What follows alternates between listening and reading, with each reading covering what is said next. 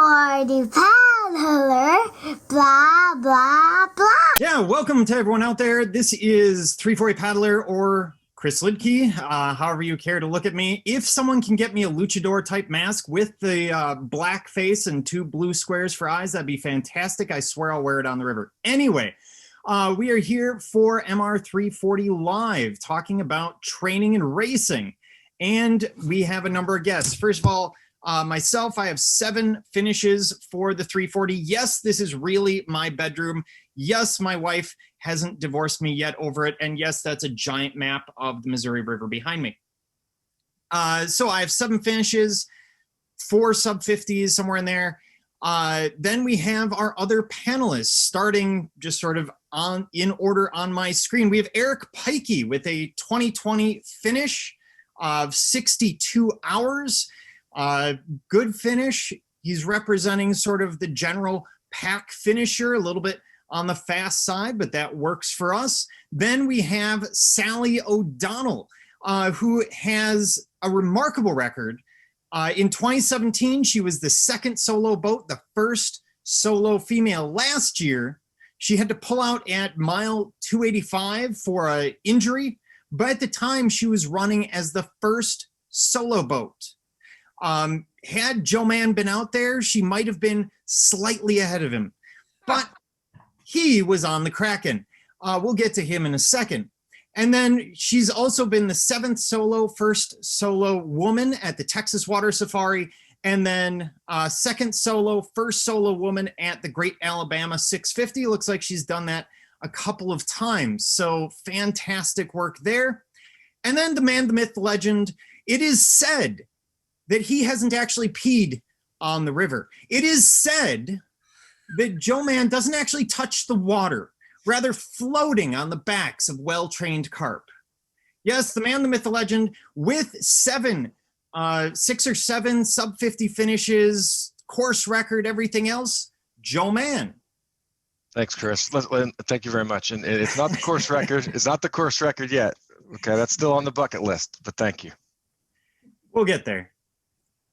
So what I want to do is kind of introduce everyone to what's going on. What we have is our panelists, Eric, Salli, and Joe. I have a series of questions. We're going to be dealing with training and racing, some of the physical component, the mental component, and I'm going to be throwing questions out there. I'm also going to be keeping an eye on the Q&A. So if you have questions, you can drop them into the chat or drop them into the Q&A function. You will notice that other than the panelists, everyone is muted. That's because this is a webinar and we're trying to just sort of make that work the way that it does.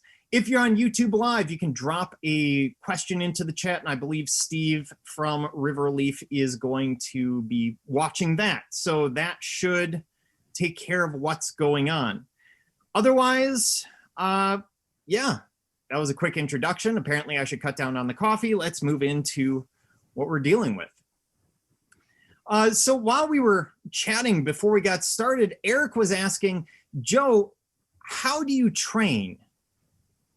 So let's start there. How do we train? How do I train? How do you train? How do I train? Okay. Before I answer that question, Chris, I'd like to say 2 things. Number one, congratulations to Steve Schnarr and Missouri River Relief for taking the reins of the MR340 and this year and making it, leading it to even bigger and better things. So let's give a big hand to Steve Schnarr and Missouri River Relief, and of course Chris Lidke today for doing this. And number 2. If you live in Kansas City or anywhere near Kansas City or anywhere, how about go Chiefs, right? It's a great time to be a Chiefs fan. As a Packers fan, I can tell you that to get to the Super Bowl, you have to beat the Packers. It's unfortunate, but anyway. I have a red towel for your tears if you want. Yes. All right. How do I train? You know, I look at my training kind of in an annual cyclical fashion. So let's start from like the day after paddling season. The day after paddling season, so immediately when I'm done with the 340, or if, you know, maybe it goes a little longer and I finished with the 650 like last year, then those next 2 or 3 weeks is just recovery and lots of cheeseburgers and pizza and all the good stuff, right? But then, I use the off season to kind of let my paddling muscles relax and not get overworked. And I'll do a lot of cross training. So whether that's mountain biking in the fall, running in the fall, I do a lot of weightlifting in the winter. So I'll really just do some cross sports to keep my aerobic fitness in the right spot, and then really build back the muscle that I lost kind of November, December, January, February. So I'm right in the middle of the weightlifting session. So I'll put some weight back on, get the muscles back up where they need to be, because you kind of lose those muscles. You kind of self-cannibalize during the ultra endurance paddling season. So, and then also during winter, I'll run a lot as well to keep the cardio. Then somewhere around February, so, in about a month from now, about 3 or 4 or 5 weeks from now, but the end of February, I'll cut the weight training out and really start going heavy on running, and then get out on the water as soon as I can when it unfreezes. I do have an ergometer here. I do that regularly, but not as much. Once the water gets unfrozen, then I'll get out there, 2 or 3 times a week. So once that gets kind of in full swing, I paddle. I kind of took a page out of a running guide, and I'll try to do sprints or intervals. I'll do a tempo, and I'll do a distance every week on the paddling. So my distance might be, anything 2 hours or more. My intervals will be anywhere between 1 minute and 5 minutes, like all out sprint or as fast, hard as you can go at that duration for 1 to 5 minutes, depending on who I'm with. And then I'll also do some tempo, which might be a 5K or a 10K, something somewhere between 25 to 50 minutes. I'll do a real hard tempo, and so I'll do those 3 things once a week, and that's it. So I'm only in a boat, 3 to 4 hours a week, 2 to 3 times a week. And then I'll do ultra races like the Shootout, the Gutbuster, the Freedom Race leading up, so those will be my kind of like long distance that I kind of like you're training for a marathon. You kind of increase your mileage, and then you kind of go down a little bit, you increase your mileage, you go down a little bit, you increase until you peak there at your marathon. And so I gear it towards, whatever I'm doing that year. So this year, for example, I'm doing the Texas Water Safari. So I'll do a big paddle endurance, then really almost quit paddling then from the safari until the 340, because then I'll focus more on cycling for the Kraken again as we go back for another crack at that. And then as soon as 340 is done, I'll get back on the paddling again for the 650. So. All right. And no, it's good to know that we have the Kraken coming back. So second place is still available for those of you interested. I've heard that there's going to be some competition this year. I heard that there's going to be a 6-man boat that is not so fond of pedal paddlers winning the race. So we'll see. I hope we have some good competition. Nice. And Salli, how does your training usually come together? Wow. First of all, Joe, I have to say I'm impressed. I'm not that formal in my training. I don't think I have been for any sport that I've done throughout my life. It's just been kind of like, just lifestyle type of activity. But I do have a paddle season, the race season, and we're starting to gear up for that. So during the, I'll start kind of like Joe, because I like the way it flowed. At the end of a race season, that's my maintenance period also. Unfortunately for me, is like I'm always having something that needs to be repaired, whether it's a broken ankle, in which I broke right before the Texas Water Safari 2 years ago. This year it was addressing that lat that I injured during the MR 340, but kind of pushed it through the 650. I ended up having some nerve issues, so I had to have, so there's always these little surgeries that I'm having. So that's usually my month after the race season. Then it's another month of just trying to get things back. And then, so usually it's around January or so that I start thinking about kicking in. In the meanwhile, for me, all my training is a lot to do with keeping my flexibility. Now that's been key for me in everything I do, is keeping my flexibility. So I have a regimen of at least 5 times a week doing a stretching regimen that I do. Try to do the formal things like going to a yoga class, try to do the formal going to the gym, but I'm just not that type of person. I just do it at my house. So then we do little races. We've got a cool little group here that stand-up paddlers, because there's hardly any double blade paddlers around this place. But they let us come in, and they have on Thursday nights, they do this thing called a Thursday night throwdown, which is a race that's a little shy of 2 miles, but it's my sprint work. So I'm getting a good sprint in, at least every Thursday.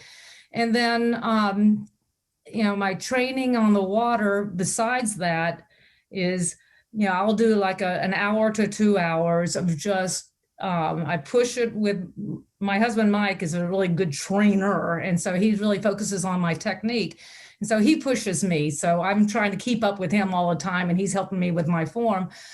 That'll go on throughout February, and then getting into March, I'll start doing my longer ones where I'm just paddling on my own for once a week. I'll do like a 3 or 4 hour paddle, because what I'm finding for me is that I just have to really listen to my body, and I can't do that when I'm paddling around others. So if I take a few hours by myself, then I can start adjusting and understanding what my stroke needs. So like I said, nothing quite as formal as what Joe does. I'm very impressed with that. So it's just listening to my body and go type of thing. So Salli, if I'm understanding this, I'm kind of taking notes here so that I can train like you. So you've got your sprint, your 2 mile sort of sprint work. You've got 1 to 2 hours of technique work. Is that? I would say that. It's now, because I'm relatively new at paddling, my learning curve has been like straight up, and each year I've had different injuries as I'm adjusting and learning, the better technique.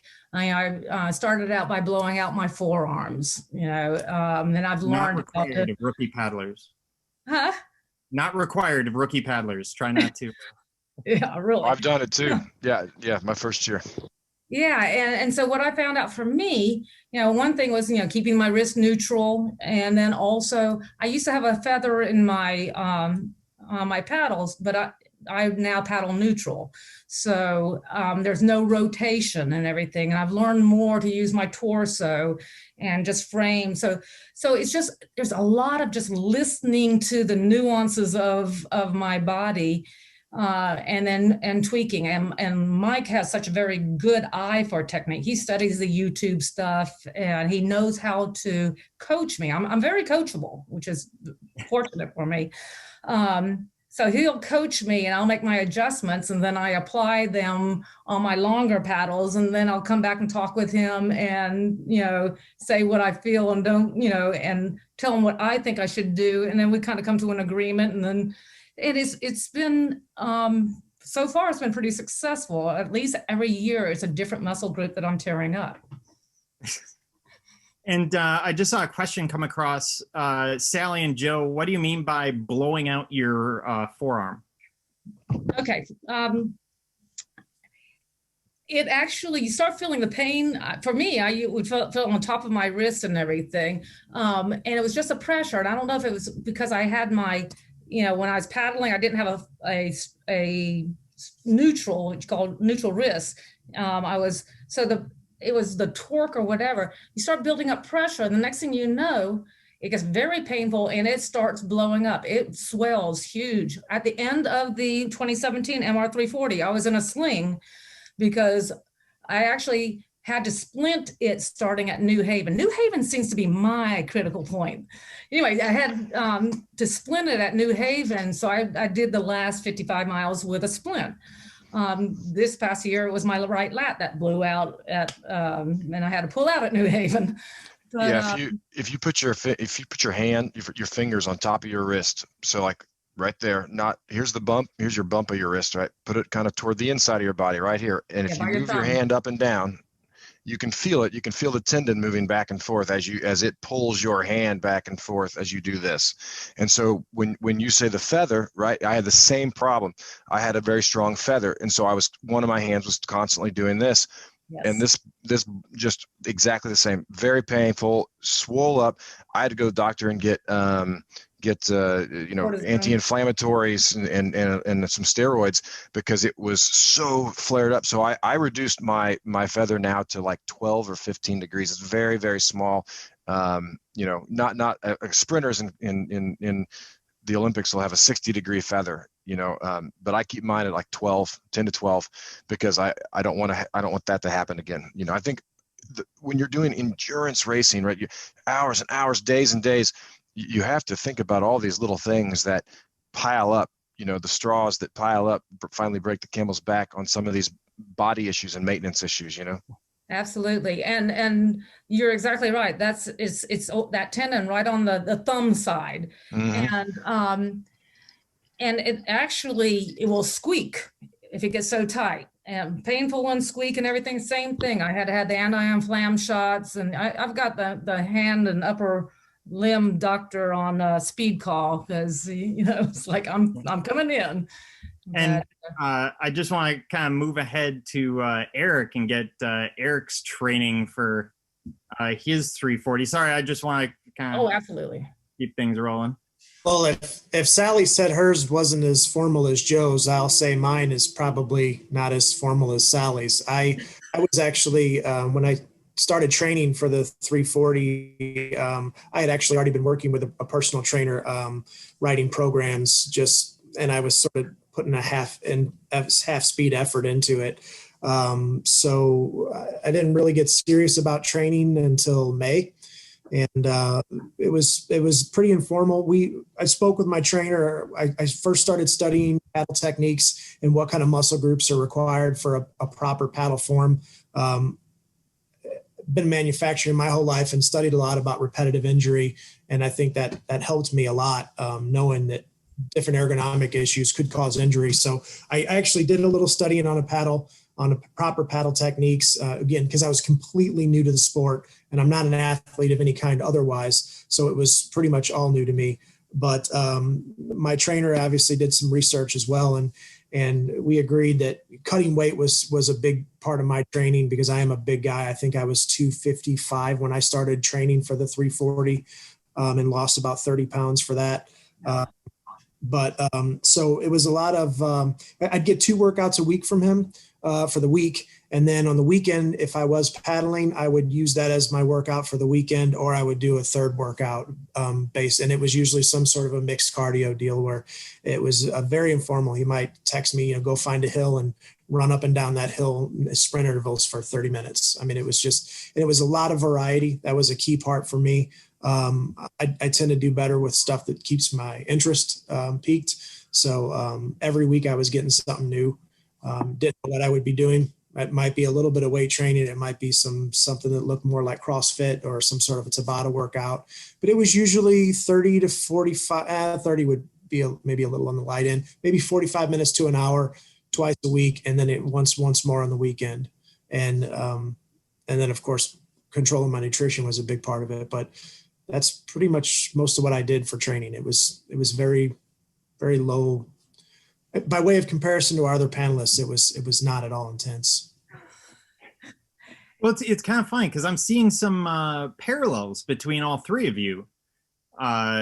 Working out, I see Sally's getting about three workouts a week, give or take. Joe sounds like you're around 3 times in the boat, give or take per week. Eric, roughly 3 workouts a week. I mean, these are not really the long 40-hour Ironman workout. So how much time do each of you put in? And let's start with Eric. How much time do you think you put in per week?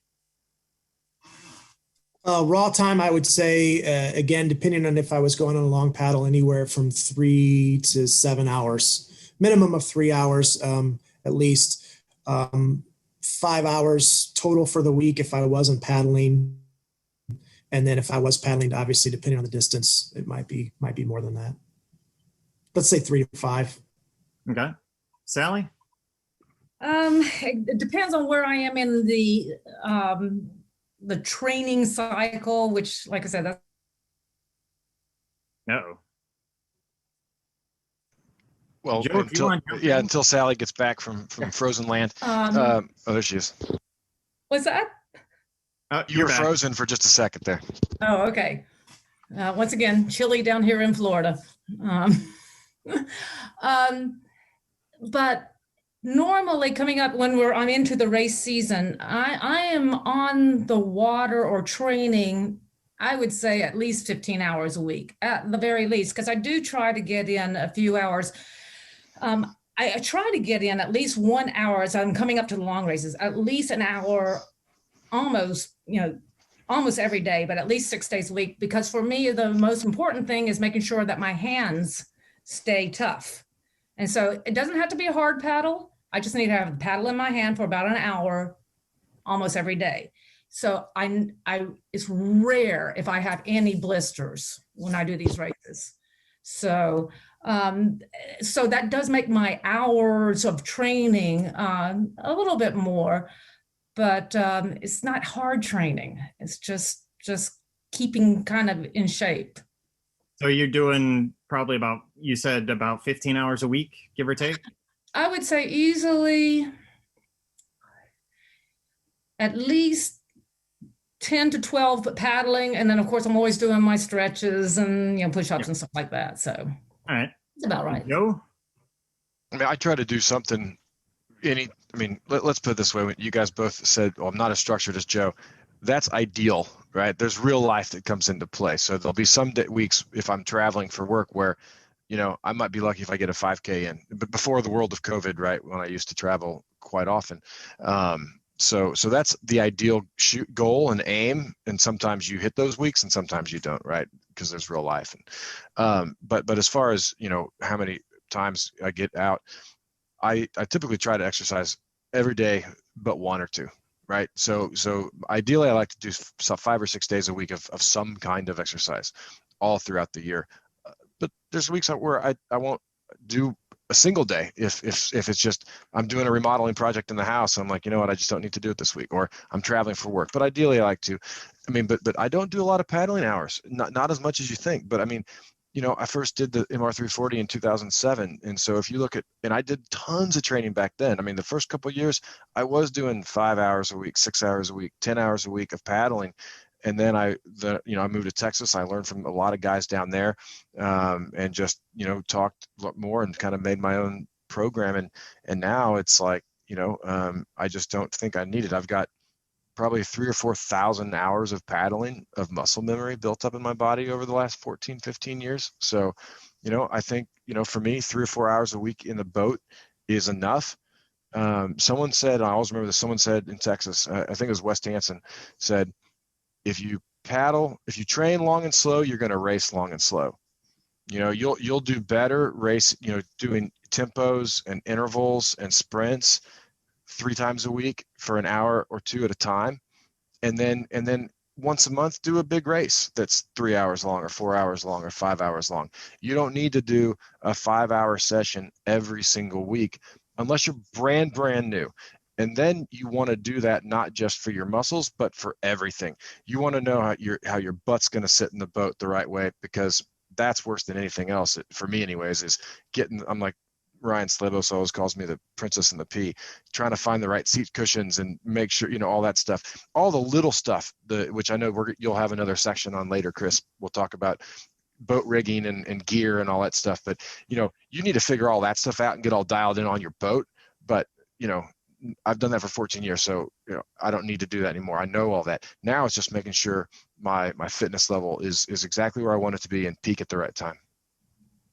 And real quick, I want to just jump on. I totally agree.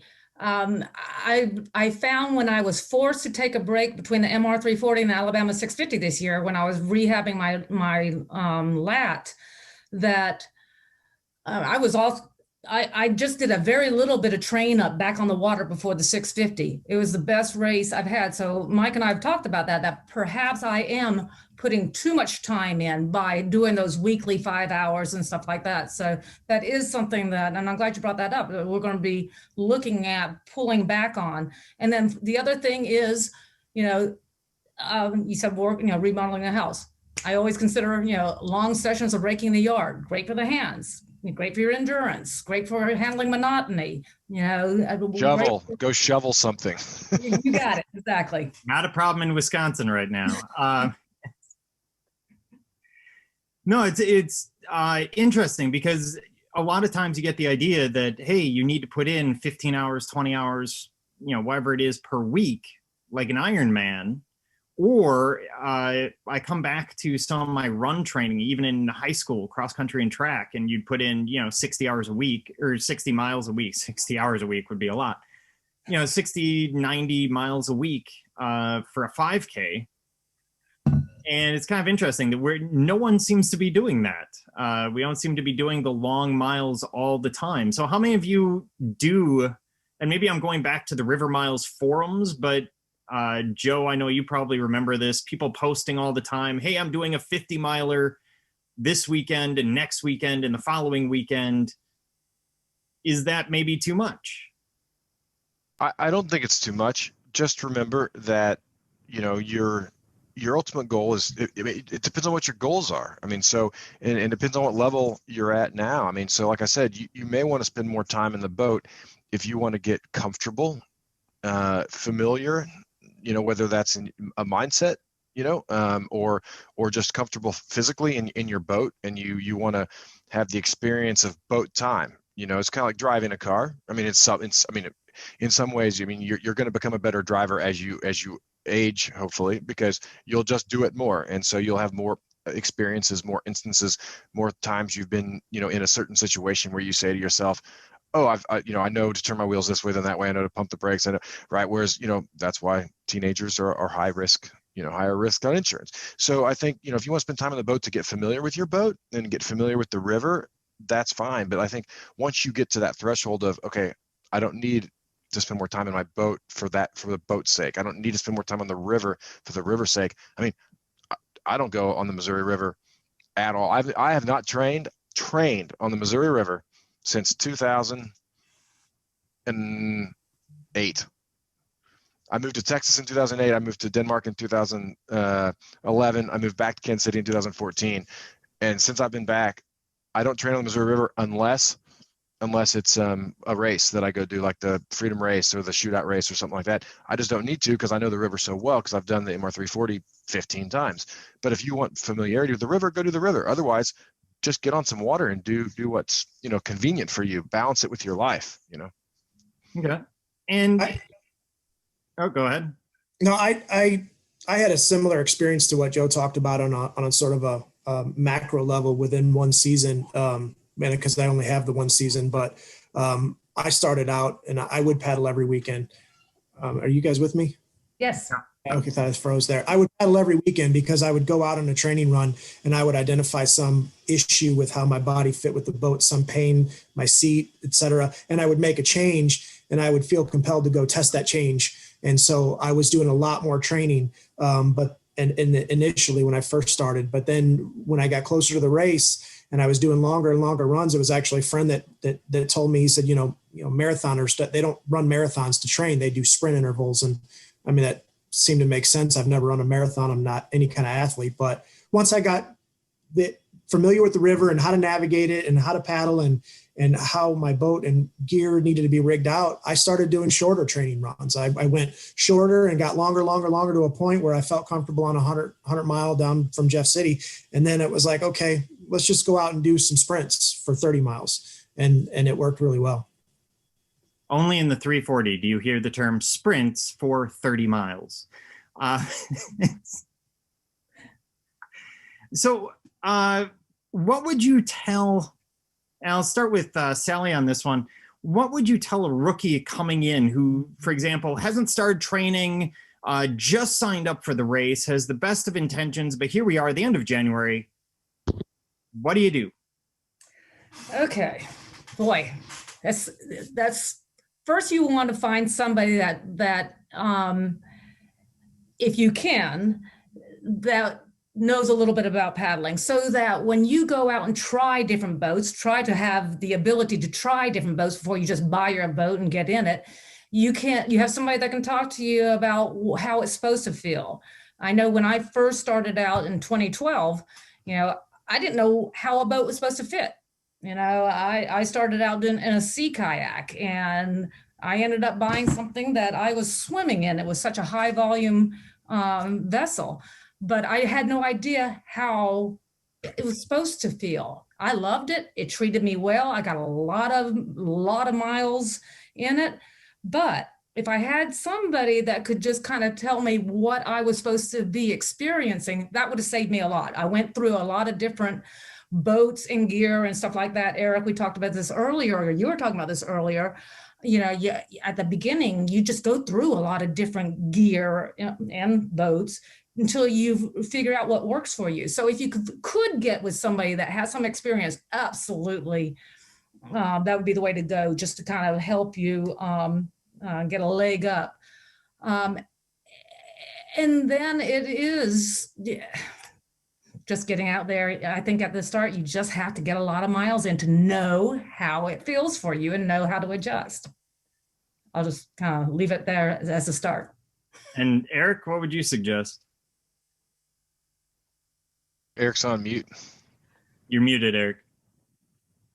My internet froze when you asked that question. Could you just sum it up again? How would you handle it if you were starting training as a rookie right now after this seminar, the end of January, for the 340 this year?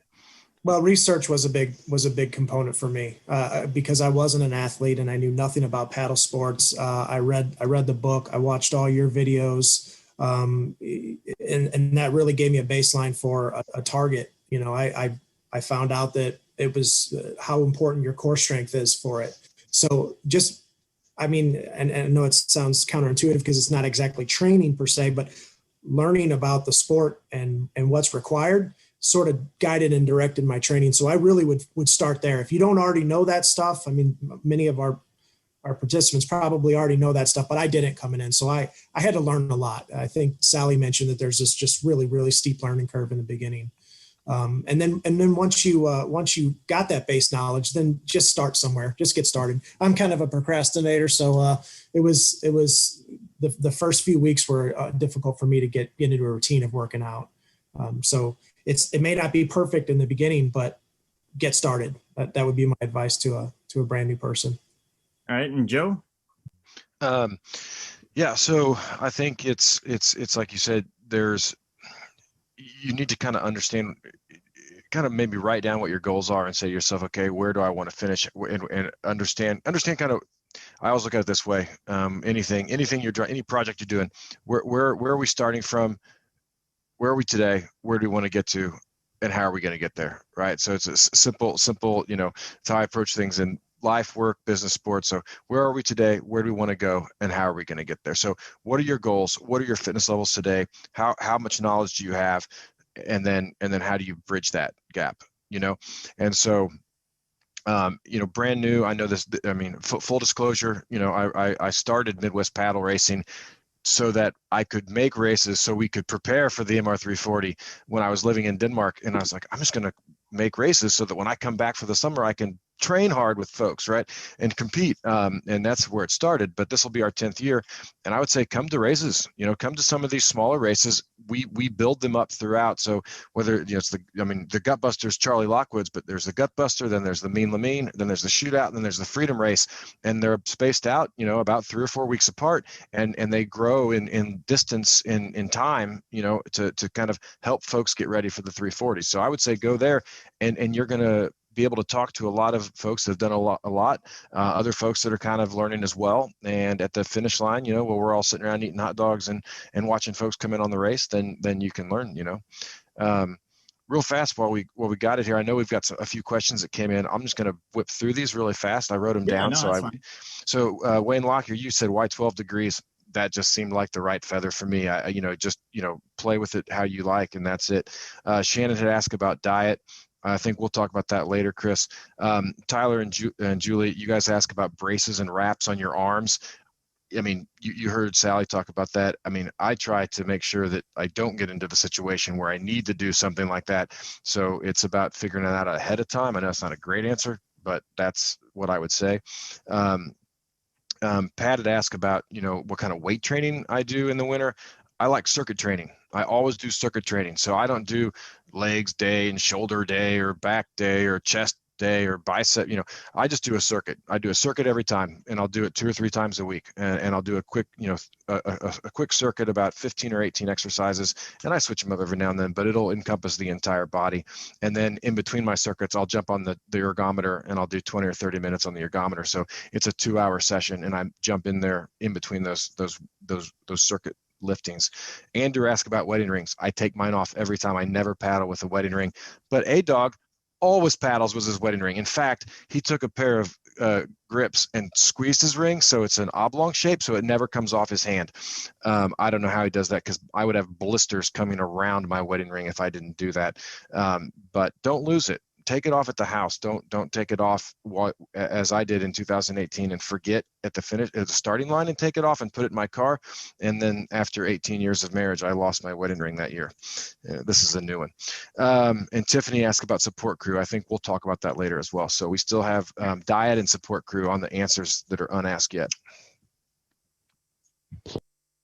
So moving ahead a little bit, what do you think is the minimum amount of training to get someone through the race? And I'm going to preface this by saying in 2013, I did 2 miles.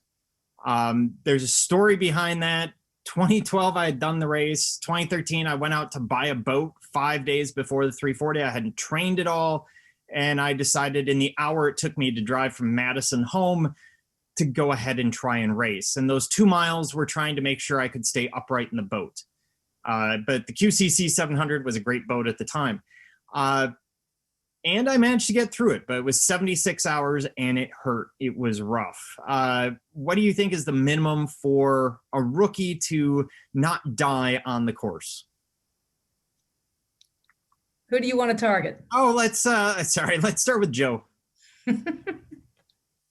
Oh, I don't know. I don't know about minimum. I mean, again, I'll make my answer quick. I think you need to do where are you at, where you want to go, and how are you going to get there. I mean, so you just got to say to yourself, if you're comfortable enough with this, I mean, you go down your list, right? You go down your fitness level, your comfortness with the boat, your comfort level with your diet, so all these, your training, your craft, you're comfortable with night, or paddling at night. I know we had a question about night that I didn't answer.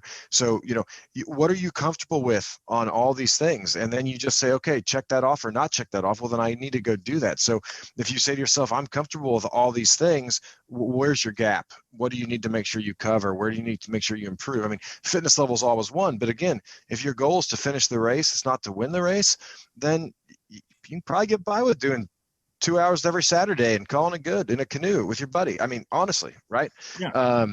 But night when I'll take the opportunity to answer the night question. You should spend some, if you're going to paddle at night, you should certainly train on night. Night's crazy. I mean, Salli, you and I've done the 650 together or we have each done the 650. Yes. We've each done the Texas Water Safari. Those 2 races at night are different than the MR340 at night. The MR340 at night is the easiest to do of those 3 at night. And it's still a mind warp, right? I mean, you're out there at night and the trees look like dinosaurs. The light reflects the shadow, the way it reflects. If the light source is behind. Oops. Oh. Well, we seem to have lost Joe for a moment. So, seeing as that's the case, Salli, what do you think on minimum training to finish the race? Well, actually, I had to echo what Joe was saying. It really has a lot to do with where you are and what you want to do. And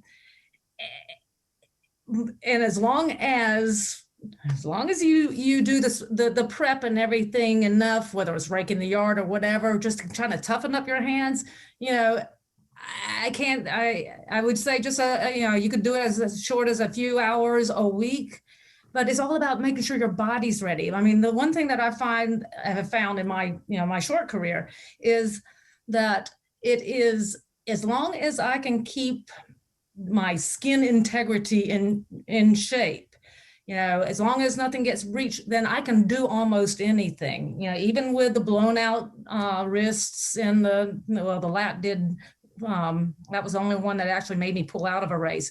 But it's when you start getting the tears in your hands, or the tears on your bum or whatever, or a lot of people will get the rub rashes on their torso.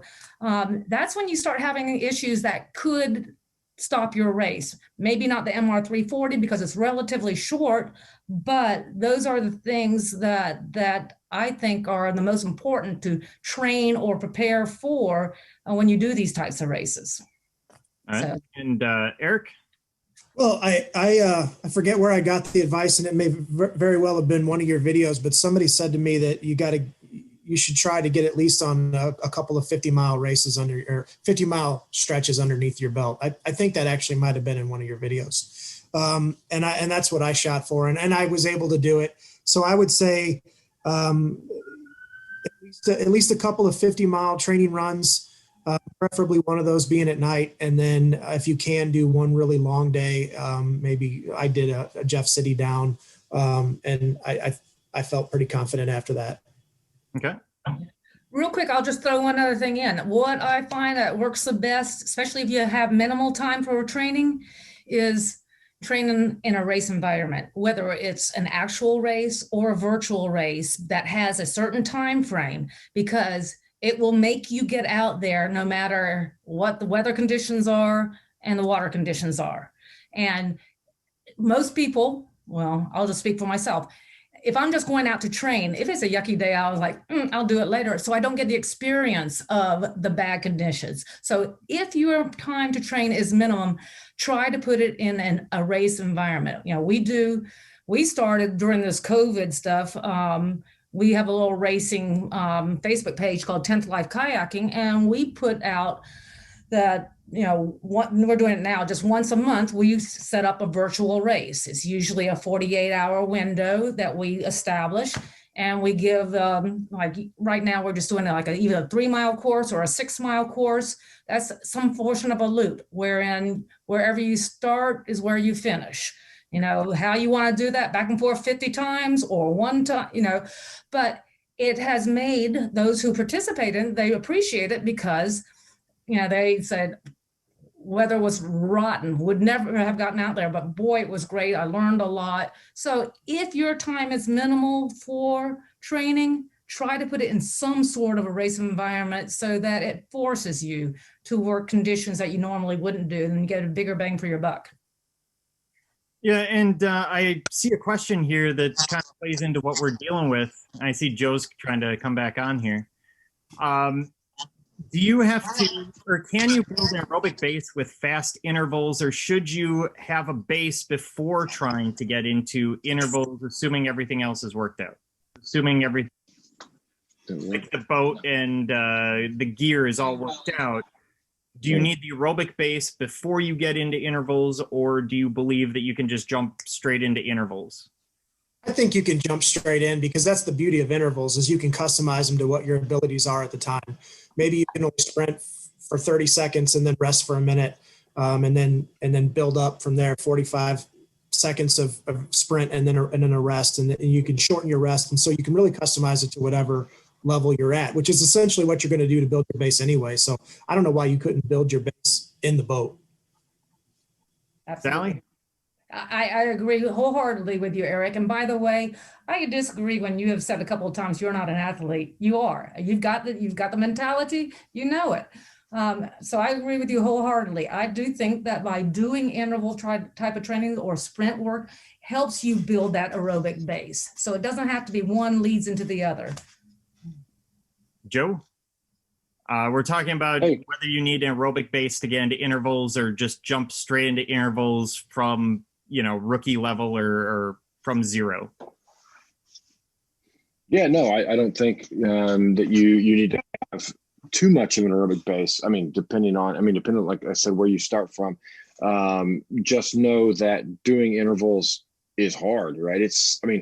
Let's be clear, intervals sucks, right? Interval training is horrible.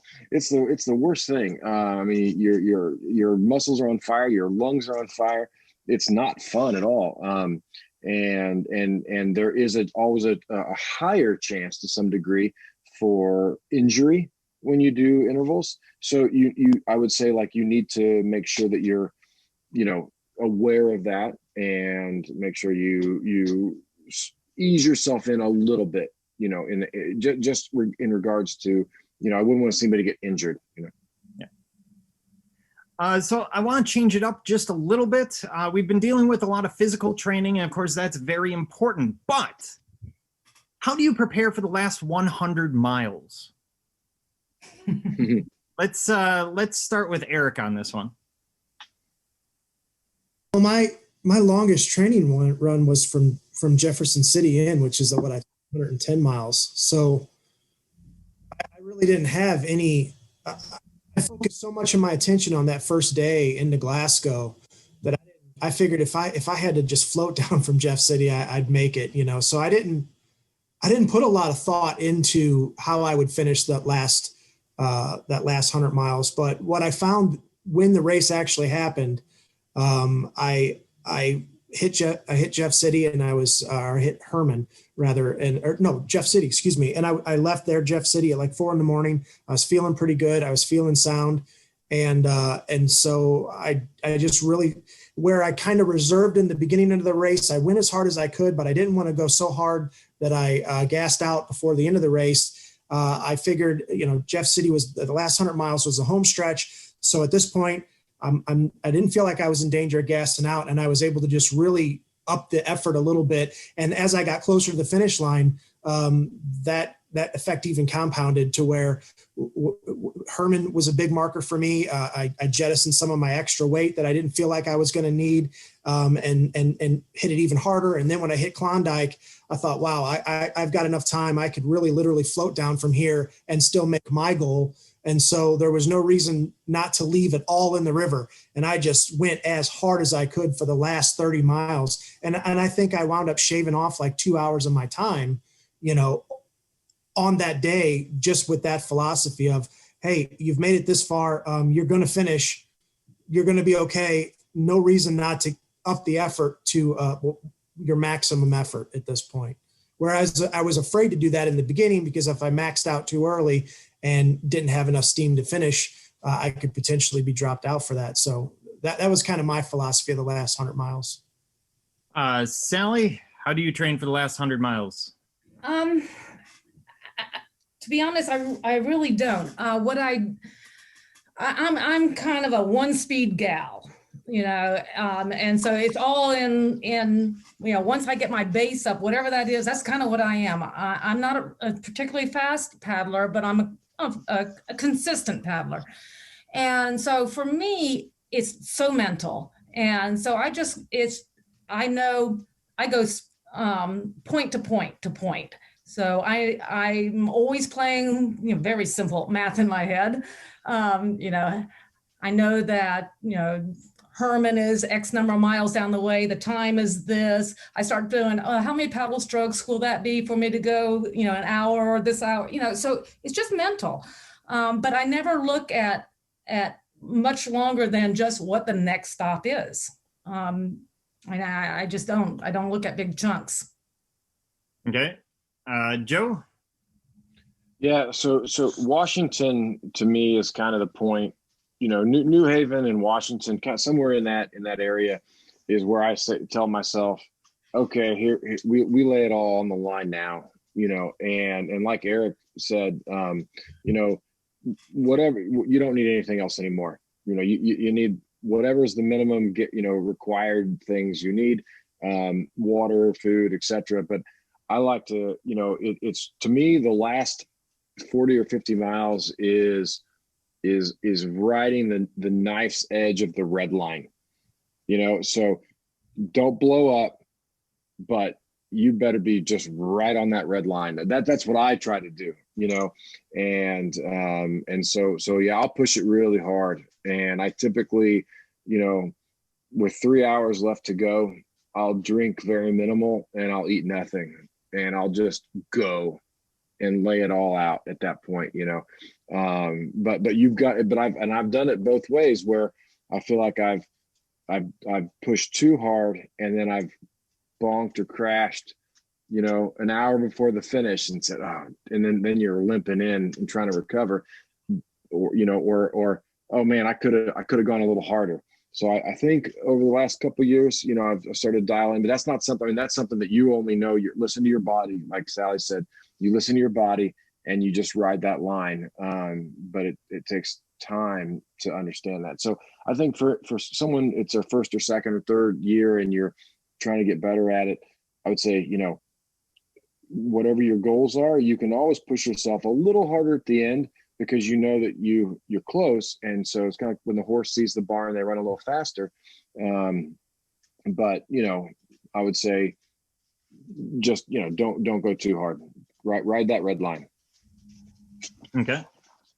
And so, I mean, some of us are starting to get a little bit older. Obviously, Joe doesn't actually age, but the rest of us do. So as you get older, how does your training change as you move from, your 20s into your 40s into your 60s, whatever it is? Have you changed anything? So let's start with Salli on this one. Pick on the old girl. Huh? Well, don't look a day over 30. Come on, Salli. No, double that and you got it. I think it is, like I said, I'm relatively new to the paddling sport, but I'm not new to endurance sports. And, one thing I've learned over the years is to listen to my body. And I've never have been, when I used to do ultra distance running, whether it was a 50 miler or whatever, you pay so much, you go, you have a 12-hour limit. And I used to think, I pay for 12 hours, I'm going to take 12 hours. But for some reason, when I've gotten into the paddle sports, something kicked in and I like racing. So it is a little bit of a difference than what I've done throughout my career or lifetime of endurance activities. So what I have found is that I really, really have to be listening to my body. I really have to take stretch breaks, whether it's once an hour, I take my hands off the paddle and I work my back muscles. And, if you want, the other thing I found is I can't ignore the little nagging pain. If I don't address it, if I don't make that adjustment, then I will pay for it. Things that I used to be able to get away with, I can't get away with as easily now. So it's all about, for me, just really listening to your body and respecting what it's telling you. All right. Joe? Yeah. Just know your body and listen to it. And know the difference between, and it's easy. I mean, it's like easy to say know your body, and everyone who's listening says, well, what are you talking? Like, can you give me some specifics, probably? It's understanding the difference between pain and injury. I think if you could say to yourself, listen between the difference between pain and injury, you're going to have pain, right? I mean, anybody who does a 340 or anything endurance wise, you're going to have pain. There's no question there. Is the difference, what is it? Is it pain that your body's telling you, or is it injury, right? So if you're like what Salli and I were talking about before with the wrists, I mean, that's injury.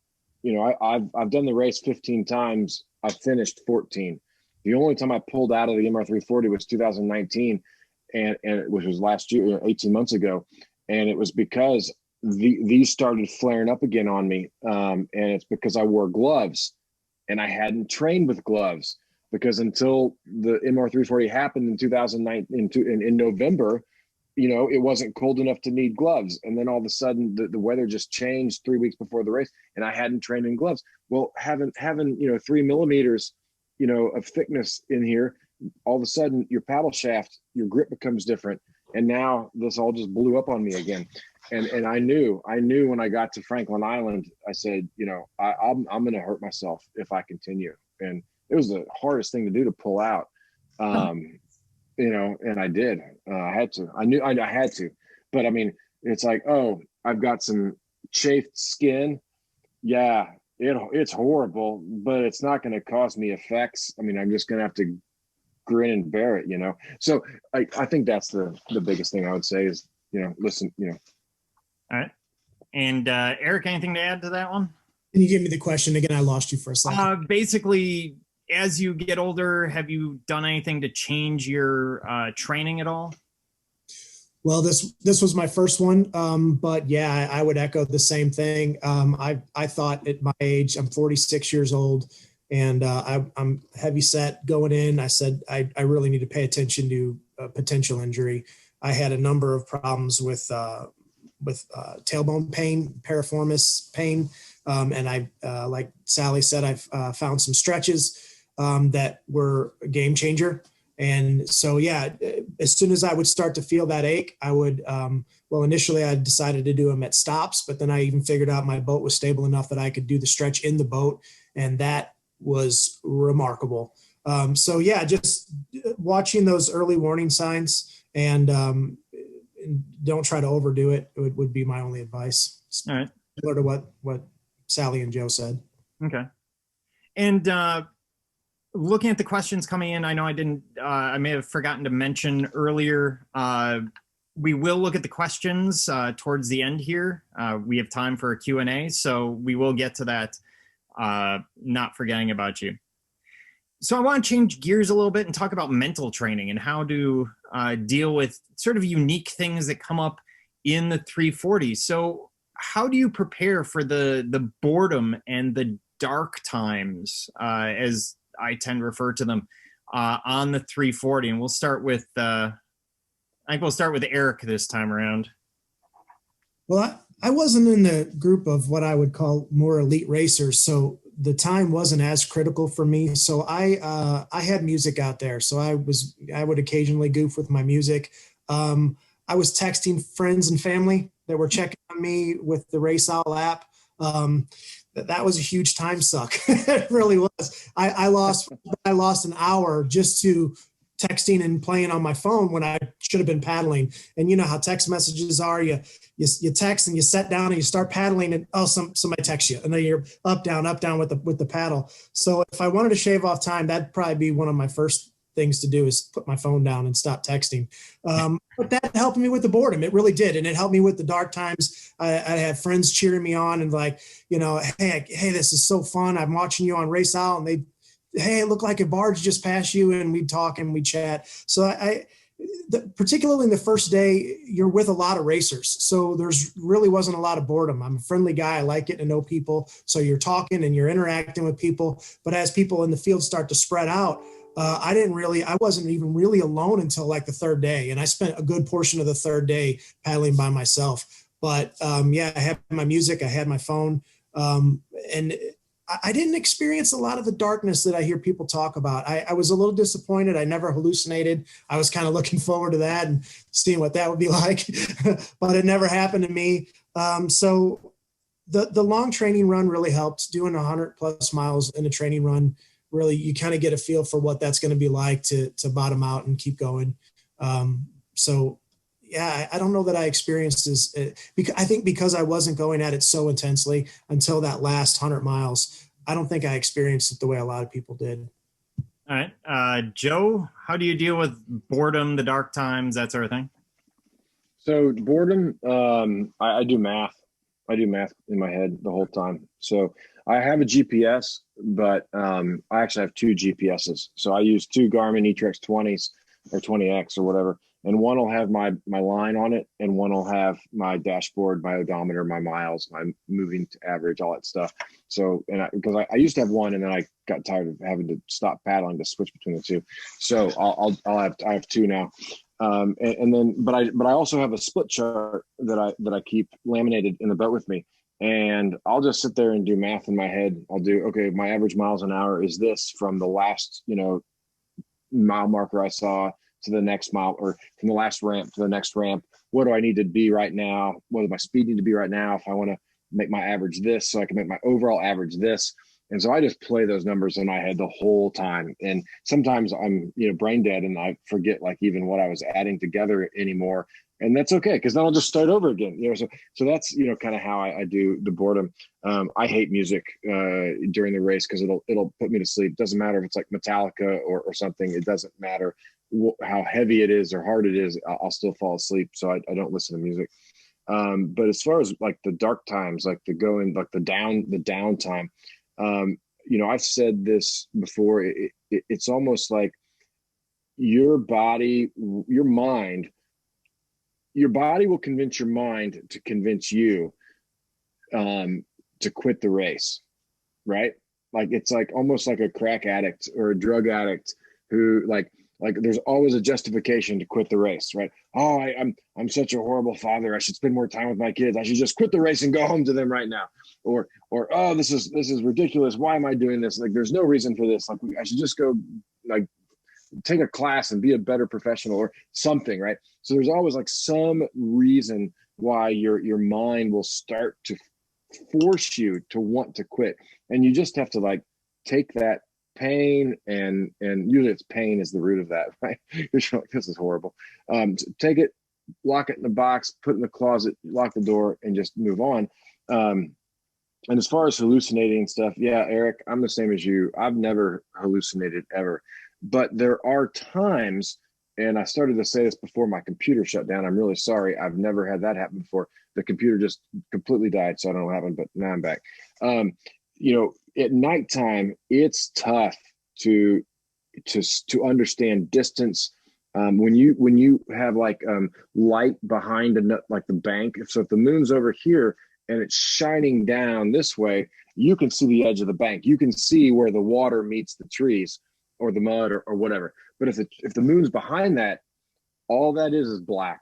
You don't know if it's 5 feet or 100 feet, and it's an optical. It gives you an optical illusion. It looks like it's like you're in a saucer, and it's kind of like going up. It looks like you're going uphill, and it's really, really weird at night.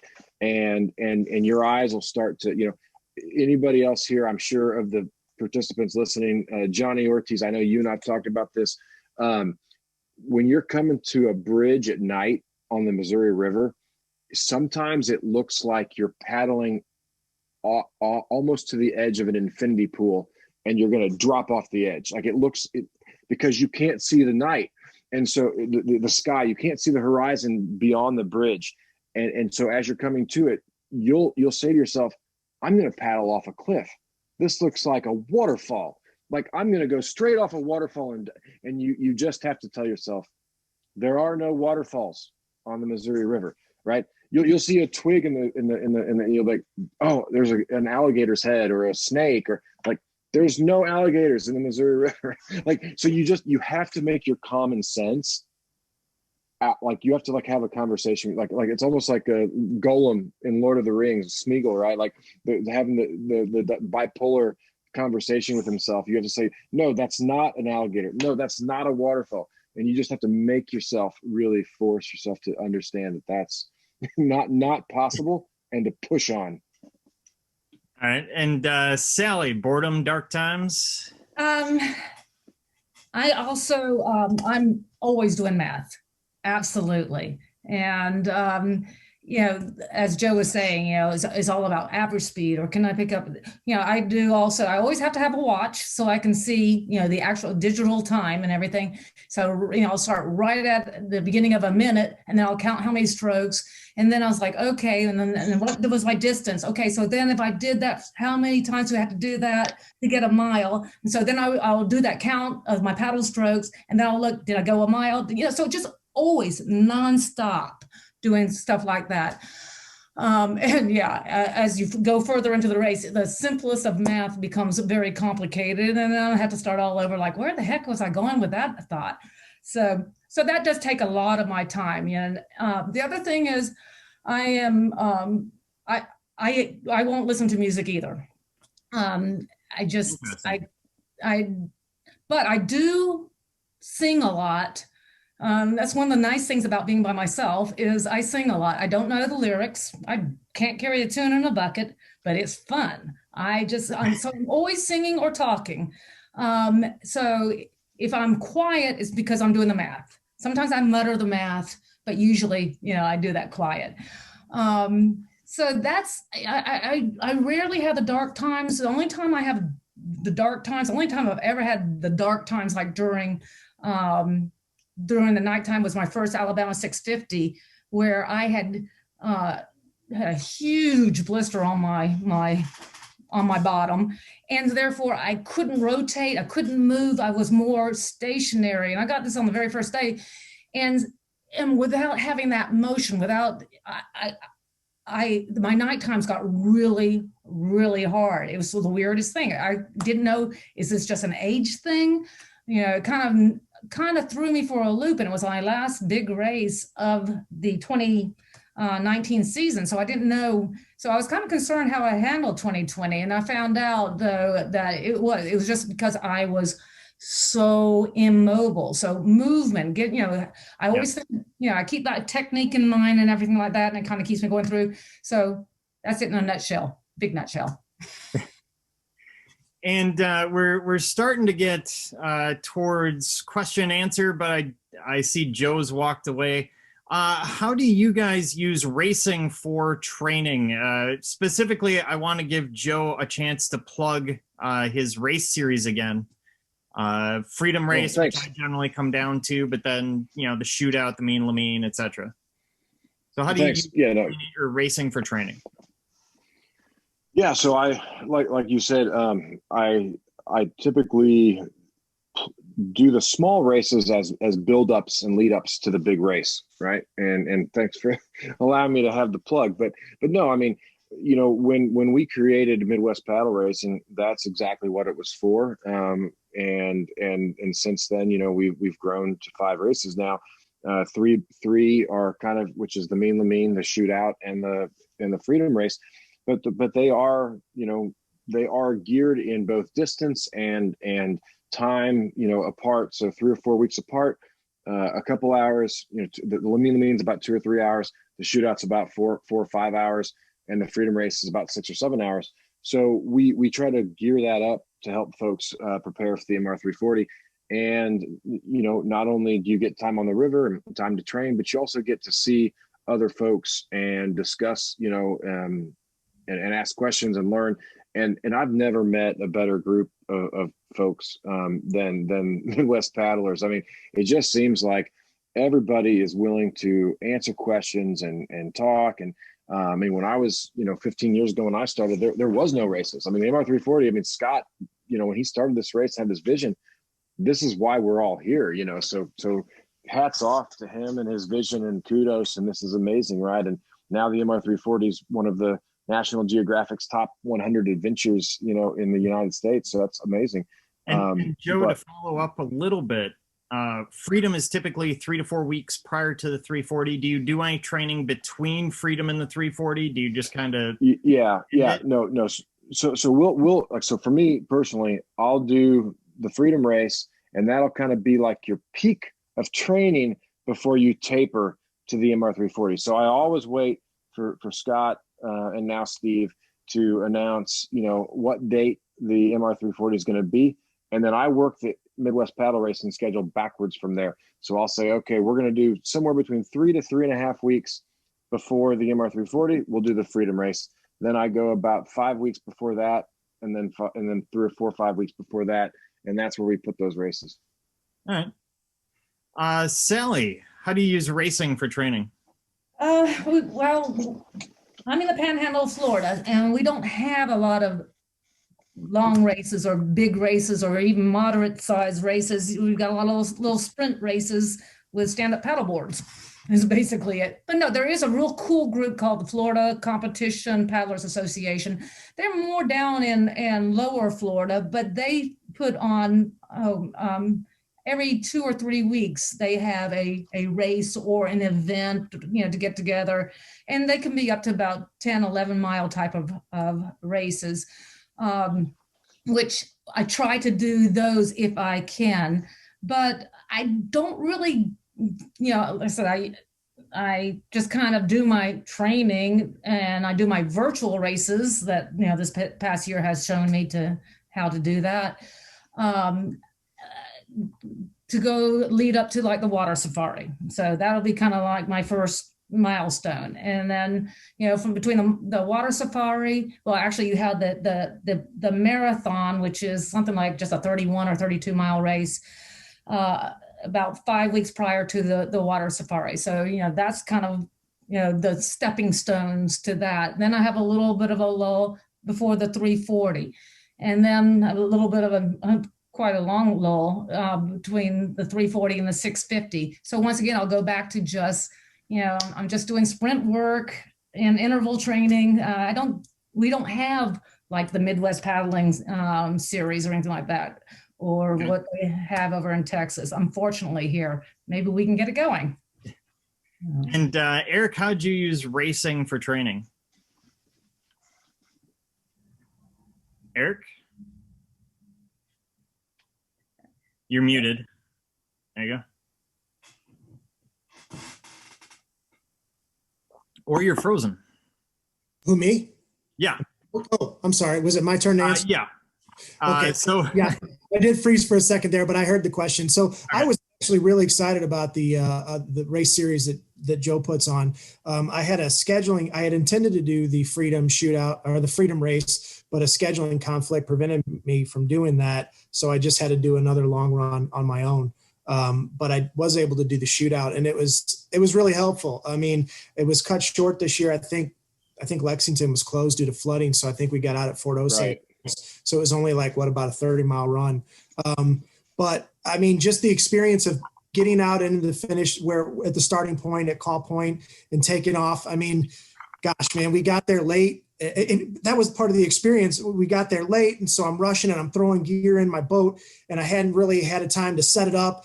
And so I hop in my boat and I paddle out to the middle of the river, and I'm fiddling with my gear, and it's getting closer to the countdown, and I'm fiddling with my gear trying to get settled. And I was talking to people that were around me, and I made some new friends, and it was just like rushing to get ready. And I finally, within like literally they were starting to count down, and I was like, okay, I'm good.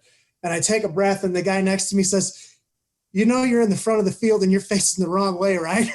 And I looked up, and the entire race was looking at me, and I had no idea. So you can actually see me in the video paddling backwards to get out of everybody's way so I could turn around. So I'll never forget that. It was a great memory, and it was just getting out there and seeing call point and realizing I'm supposed to be going that way, not that way. I wouldn't have been able to do it without the shootout race. So right. I remember that. I think I was next to you. Were you really? Yeah. I mean, because I had watched Chris's videos, and he said so, and I heard it. He said, for you people that are going to be in the mid to back of the field, be courteous and get out of the elite racers' way. And I said, well, it resonated. That makes perfect sense. I knew I wasn't going to be in the front of the field, so I thought I was in the back. But I was in fact in front. And I just remember looking up, and everybody's looking this way, and I'm like, oh no, it's got like 4 seconds. Make sure you know which way the river runs. Right. Right. So I'll give Eric a little bit of defense here. So if you're not paying attention, the call point is when you're on the Kansas River, that's where the start of the shootout race is staged. It's also the start of the MR340. And that's why we do the shootout. It's the first 50 miles of the MR340, and the Freedom Race is right in the middle. It finishes at Jeff City. So you get a really good chunk there too. But on call point, the Kansas River typically is very calm. You usually get even some backflow from the Missouri, but the Kansas River is still flowing into the Missouri. So if you just don't paddle at all, you'll move like, an eighth of a mile an hour towards the Missouri River. So I'm guessing that Eric probably was like getting his stuff ready. He was a little bit late as he was talking. And then he didn't realize that he was just slowly moving towards the front of the pack, because everybody else is kind of just every now and then paddle backwards to hold their line. And Eric's like, okay, I got this. And he's probably just, and all of a sudden he looks up and he's like, oh man. It's forever immortalized in the video of me just literally the buzzer goes off and I do a beeline for the back of the pack backward.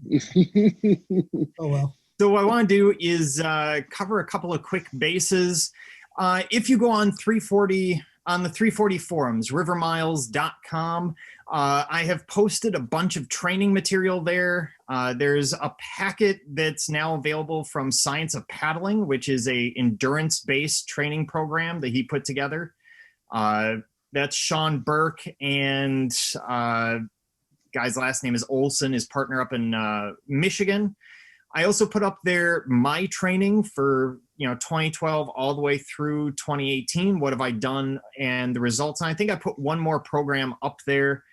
I also have from an old Facebook post that I think is probably 4 years old, and I'll type it up and post it. This old what we did for training that was posted on the Facebook page, and that's Joe Mann wrote up his stuff. Mark Holloway doing almost entirely long cardio, Dylan McCarty, Phil Bowden on there, Wayne Anderson, the Canadian Wonder, with his strength, swim, and erg routines.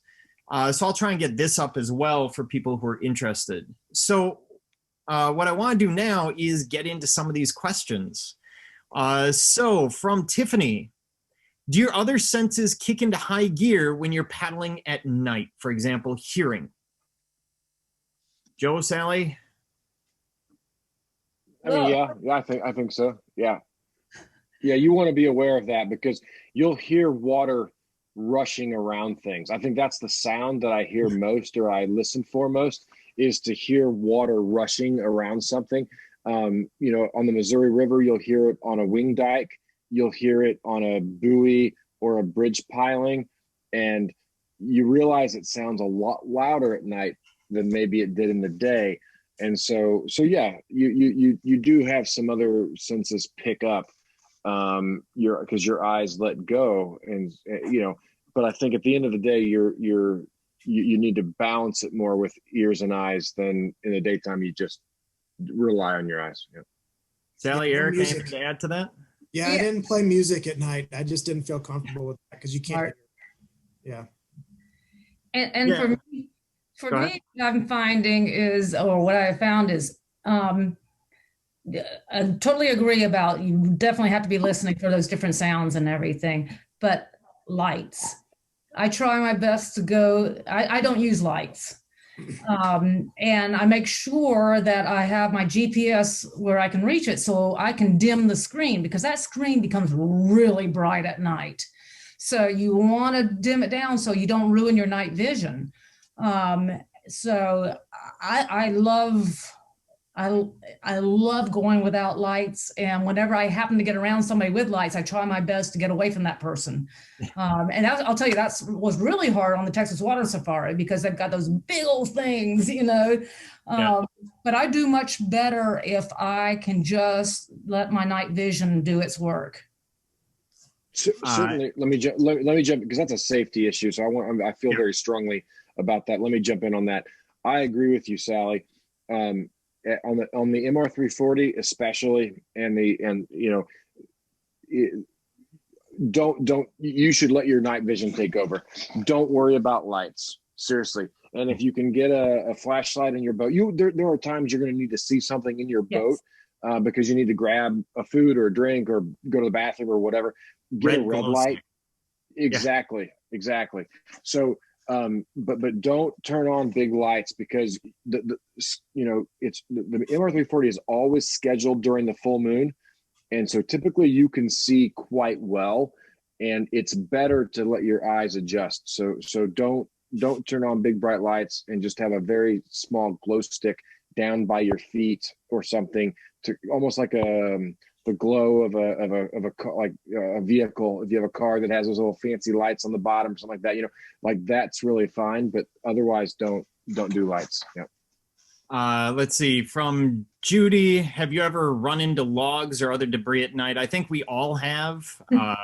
I've got some great memories, I think, going back to 15 or 16, where it was like Star Wars going through the meteor belt. Asteroid field. The odds of everything successfully navigating an asteroid. Yeah, exactly. I was in a rotomolded plastic boat, so I kind of felt indestructible out there. I didn't really dodge the logs like my friends that had fiberglass or carbon fiber boats did. I'd just bounce them was like bumper boats all the way down the river. They're slow, but they're tough. All right. And I know 2017 was the year that I did it, and it was full of logs and everything. And yeah, I was riding on top of a lot of them quite a bit towards the end. Let's see, from Marty, with respect to gym training, is the bulk of it core or rotational trunk training? Mine was circuit. Yeah. Go ahead, Joe. Sorry. No, go ahead, Eric. Yeah, like Joe said, mine was circuit training. It was full body, but there was, I don't think my trainer ever gave me a workout that didn't have a core component to it. And literally every single workout, there was some sort of core movement, whether it was some planking or some bear poses or even just some garden variety sit-ups. Just there's 1,000 variations to work out your core. And he never let me get by without doing some core work in every one. Right. Yeah, lawnmower pulls are really good. Like where you kind of lean over a bench and you pull a dumbbell, right? Like you're starting a lawnmower. That's what I call them. I don't know, yeah, exactly. You're never supposed to do this, but I do a very lightweight where I literally just take it and lean over and then bend back up again. So it's like like you're not supposed to ever lift with your back. I lift with my back on this exercise where I literally just like lean over like a deadlift, but my legs are locked the whole time. And I'm using my lower back to do that, but it's very lightweight, but I do that so that I can, strengthen my lower back, and then of course, garden variety sit-ups and all those things. Salli, anything to add? Not being a gym person, but what I do, I'm always working my core and my lower back. I've got this weird little back machine or whatever that I can hang from, basically from my quads. And just by tightening up my back muscles and raising up, so that I'm always working those back muscles. But then doing planks and push-ups for the rest of the core. So that's kind of where I focus. I'm a surf skier. Surf ski, you don't rest on a backrest or anything. So you have to use your core the whole time. Yeah.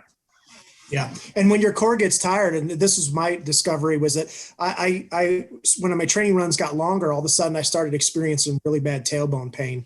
And I thought it was a problem with my pad. And I kept changing the different varieties of pads and I tried making them. And invariably about 6, 7, 8 hours in, I'd start having tailbone pain again. What I found out was what was happening was as my core got tired, I'd begin to slouch. And I discovered this on YouTube videos that actually rolled your tailbone up underneath of you. So you wind up sitting on your tailbone.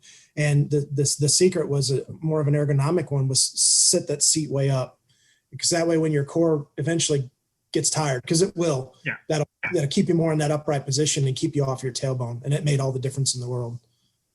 And can Salli or Eric give details about the stretches they found helpful? Yeah, I can do that. I actually just Googled one day. My girlfriend and I were driving and I Googled kayak stretching exercises. And I saw a couple of YouTube videos and tutorials on doing some different stretches. And I learned about the piriformis, and I was having really bad hip pain that I thought was exactly that. But in reality, that was referred pain from my sciatic nerve and that piriformis. So just Google kayak stretches. But the main one that changed my world was putting my right foot up on my left knee or vice versa, and then trying to touch the opposite shoulder to that and doing sort of that twisting motion. And that stretches that piriformis and relieves that pressure. And I did that riding passenger in a car, and it was like instant relief, because I had been suffering from the day's paddle before that, and literally just 2 stretches instantly felt better. And so I started doing that at every stop.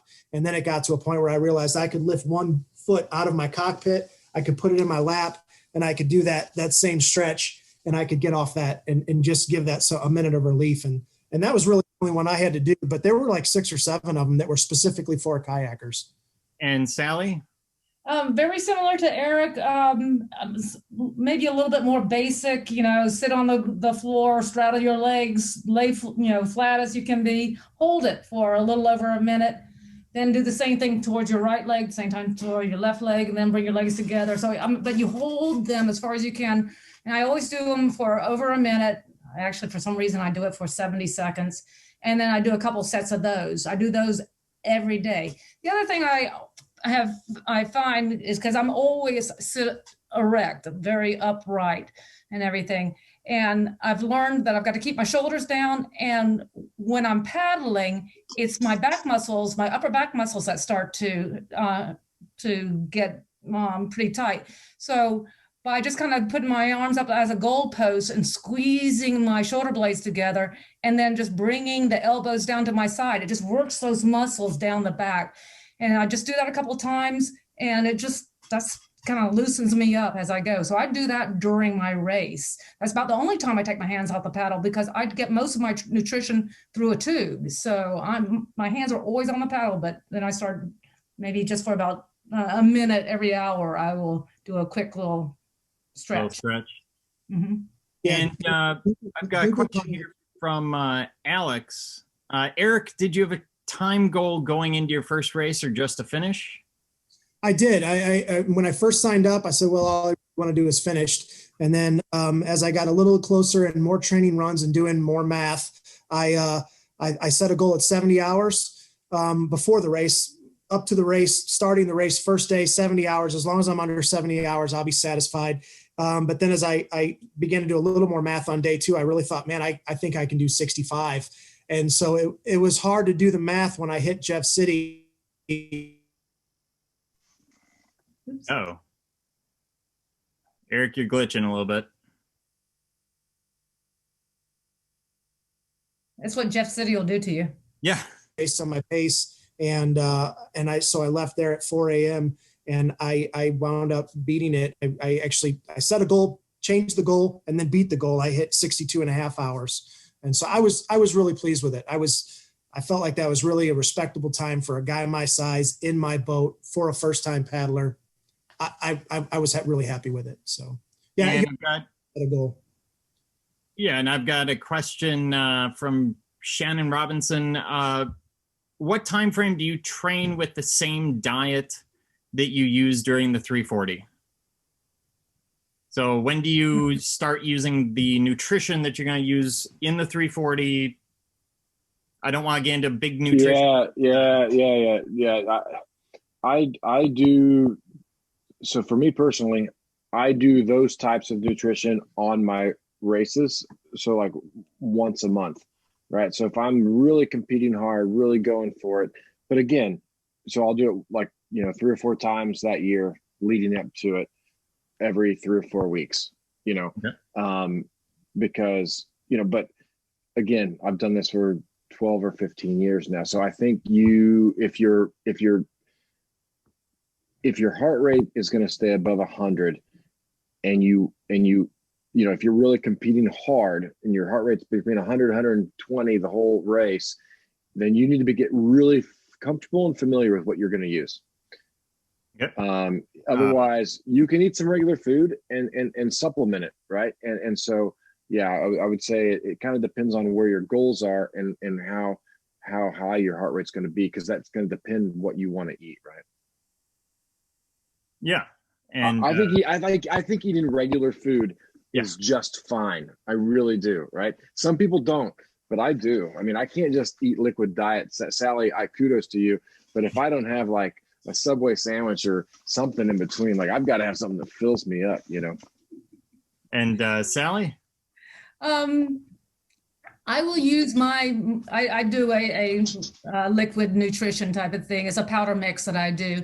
And anytime that I am racing or doing a heavy paddle session, that's anything longer than an hour, I'll use my nutrition, my powder mix and everything. It's just so easy for me, because it's part of the training is that, the hands don't come off the paddle and that I just do keep on going. So whether it's a race or whether it's a training session, anything that's longer than an hour, I'll usually will be using my mix. And I do on races that are, over 24 hours or, I will eat some regular food kind of, because you have to have some kind of bulk in there. But yeah, I'm pretty much, I get the majority of mine through this nutrition mix that I have. but it took me a little while to get it to the right mix. I was working, I use Infinite Nutrition, and they have mixologists. You talk to them, you say, hey, well, I'm still getting a little bit nauseous, or my energy's low, or whatever, and they will adjust, your blend to what your needs are. And it took me a little while, but I've got it where it's really dialed in, and it's a huge difference it makes. So okay. And, I have a special cocktail. If anybody's interested, text me or email me. I'll share my cocktails with you. And Eric? Yeah, I had been on controlled macros for a few months when the race hit. So I just literally kept those same macros all through the race. I planned a food bag for each day. I labeled it. Everything fit in a 1 gallon Ziploc bag, and I just gave my ground crew that bag for that day. And of course, the types of food were different because I couldn't cook or anything like that. So it was just some jerkies and some trail mixes and that sort of thing. But I actually didn't change anything with nutrition. I had been on the exact same set of macros. I didn't increase my calories. I didn't do anything for the race that I hadn't been doing for the months prior. So okay. And I've got a few more questions, and I want to kind of rapid fire through these. So I'm just going to throw them to whoever I think is probably the best to answer. We've got, let me see. For night paddling, what kind of water do you recommend? They're in the Bay Area. They've got the Port of Oakland, Bay Marshes. They don't have anything like wing dikes and buoys. So does the water matter if they're doing night training? Joe? Salli, why don't you answer that? Oh. I have no idea with oceans. Boy, that's kind of hard because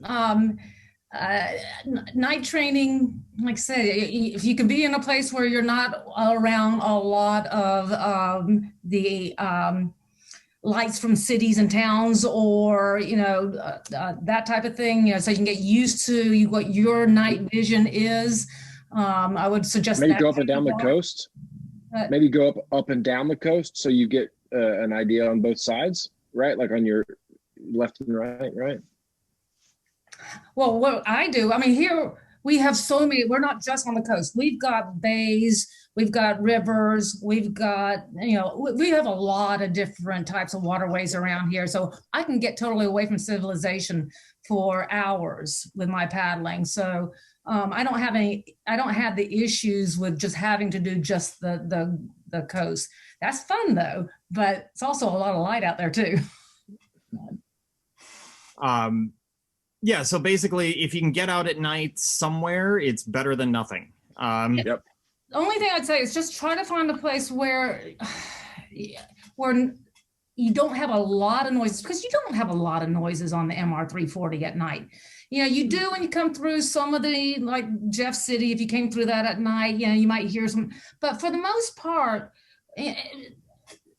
it's those stretches of nothingness that you want to get comfortable with. So if you can find a place to paddle at night that can be similar to that, where you really get to start hearing the natural noises of the night and the natural movement of the water, if you can get on moving water, and get to an area where your vision can really go into its own natural night vision, I think that would be the best.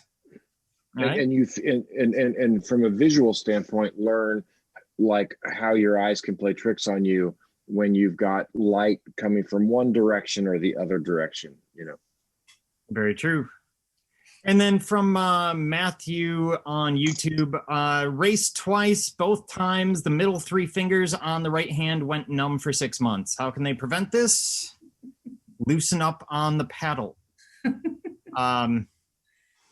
We won't ask Joe Mann about his hands, because we've all seen the pictures of the blisters that the man gets. But anyone other advice other than just loosening up their grip? That's really about it. I have the loosest grip. You'll see almost all the pictures. If you see me in mid-stroke, my fingers are flared. It's just, but you still can't help it. You're going to get pressured there, whether it's take your hands off the paddle every once in a while and do this, or but it's just going to happen. Focus on having a light grip, focus on changing up your grip a little bit.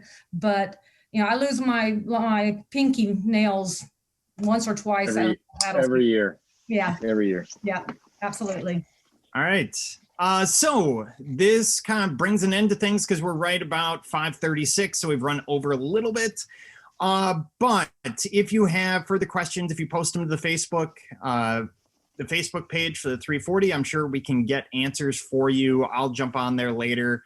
The other panelists can jump on there and answer those. I do want to thank Salli O'Donnell giving us all hope and putting up some serious pressure on the Kraken this year. She may be drafting them throughout the race. Joe Mann, who makes such a sacrifice for the race that he actually shaved his hair to save 3.5 ounces. And Eric Pikey, who has done a great job representing the vast majority of the field, the actual humans who aren't Joe Mann. On that note, next month, we will have another webinar. We're going to be looking at boat choice and gear. So we are going to be talking to Ryan Slebos, Ryan Milby, John McCoy, and Ron Ladsurfsky. I don't even know what Ron's last name actually is. Ladzinski. So we'll be talking to them as our panel, again, looking at boat choice and looking at gear. That will be Saturday, February 20th at 4 p.m. So thank you to everyone who is involved. This will be recorded and put up on YouTube. And until next month, keep your paddle in the water. Thanks, Chris. Great job. Thanks, everybody. Thank you.